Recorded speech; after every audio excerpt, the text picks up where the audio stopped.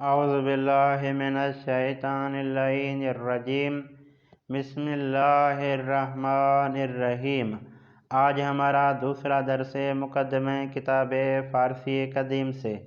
آج کے درس کا پہلا لفظ آرد، آرد یعنی آٹا، آرد یعنی آٹا۔ اس کے بعد لفظ سبد، سبد یعنی ٹوکری، سبد یعنی ٹوکری۔ اس کے بعد لفظ آتش، آتش یعنی آگ، آتش یعنی آگ۔ اس کے بعد لفظ پست، پست یعنی پوسٹ، جس میں خطوط وغیرہ ڈالے جاتے ہیں، ہم کہتے ہیں پوسٹ، فارسی والے کہتے ہیں پست۔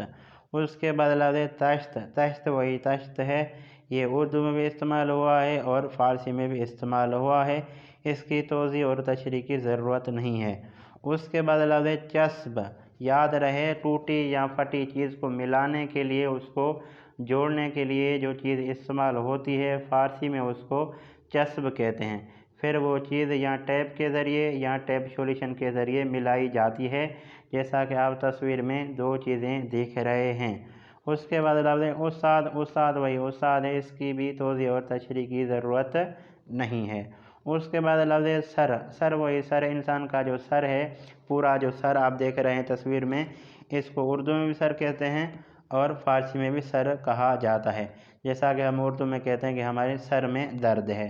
اس کے بعد لفظ بز، بز یعنی بکری، بز یعنی بکری۔ اس کے بعد لفظ تاج، یہ تاج لفظ پہلے گزر چکا ہے، یہ اردو میں بھی ہے اور فارسی میں بھی ہے۔ اس کے بعد لفظ طاس، طاس یعنی گنجا انسان، طاس، طاس یعنی گنجا انسان۔ اس کے بعد لفظ خرس، خرس یعنی بھالو، خرس یعنی بھالو۔ اس کے بعد لفظ چرخ، چرخ یعنی ٹائر، چرخ یعنی ٹائر۔ اس کے بعد لفظ بازار، بازار وہی بازار ہے، یہ اردو میں بھی استعمال ہوا ہے اور فارسی میں بھی استعمال ہوا ہے۔ یہ تھا آج کا ہمارا دوسرا درس۔ امید کرتا ہوں کہ دوستان اس درس کو سنیں گے، اس درس کو لکھیں گے، اس درس سے استفادہ حاصل کریں گے۔